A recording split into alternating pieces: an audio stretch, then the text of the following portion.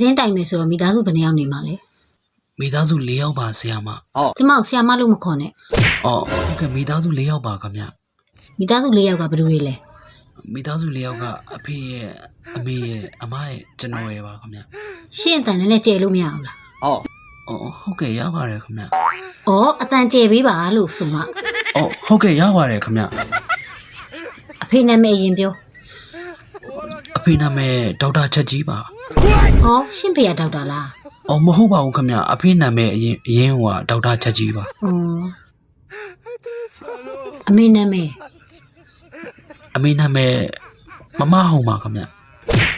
နာမည်အရင်နေပါနော်ဟုတ်နာမည်ရင်းနေပါခင်ဗျကျွန်တော်အမေနာမည်အရင်ကဒေါ်မမဟုံပါဒေါ်မမဟုံအမနာမည်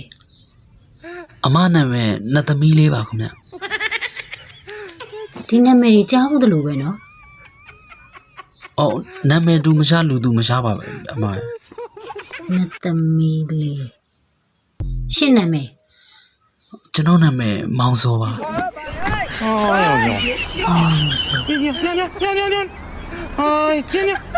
ိုဘက်မှာလက်မထိုးယူသွားလို့ရပြီဟုတ်ကဲ့ခင်ဗျဒါနဲ့မှကျွန်တော်ကအခုမှအစ်စ်ပြောင်းလာတာဆိုတော့လေအမရဲ့နာမည်လေးသိလို့ရမလားကျမနာမည်ကမြ